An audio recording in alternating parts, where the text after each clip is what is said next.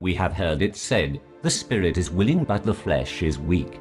We want to change for the better, but we continue the same old self-defeating behaviors. Even when things seem to be going well, there are those who sabotage themselves in ways that prevent them from sustaining feeling good about themselves and achieving a more satisfying life. Simply put, we are all creatures of habit, for good or for ill. There appears constant roadblocks to overcoming those habits that don't benefit us. It may seem crazy, but we do experience secondary gains by not changing these habits.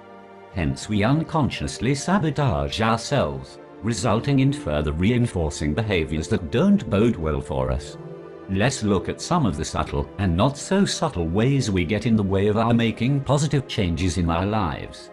One prominent example is when people grow up in an atmosphere where they do not meet the expectations of their parents or significant others. As a consequence, they grow up thinking that they are not good enough to enjoy the good things in life. Therefore, when things are going well for them, they quickly do something, either in thought or behavior, that will prevent those good things from taking root. On the surface, this may not make sense in that everyone will tell you that they want the best in life. So why would they sabotage this from happening? What if you were destined to fall short in life? You will automatically resist any positive changes in your life. It matters little if such thoughts are true or not. All that matters is what the person believes to be true. Another example is people having a fear of an unknown future. With there being no guarantee in life that a new future will be better than the current one, paralyzing fear can surface, resulting in thoughts and behavior that will sabotage any movement forward.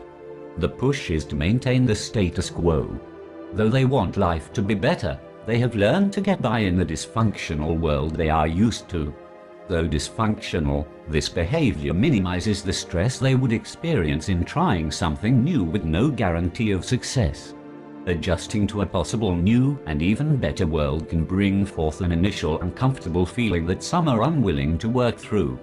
Also, remember that if you used to thinking you are not capable of doing much with your life, and all of a sudden success is on the horizon, panic can be the reaction.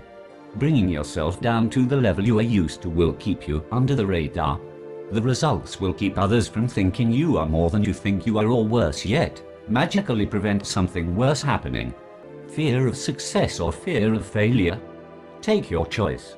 Either choice can lead into a lifestyle where we constantly fall short of expectations. In order to avoid possible embarrassment and uncomfortableness, there is a tendency not to try our best, but rather to hold back and rationalize repeating the same sort of behavior.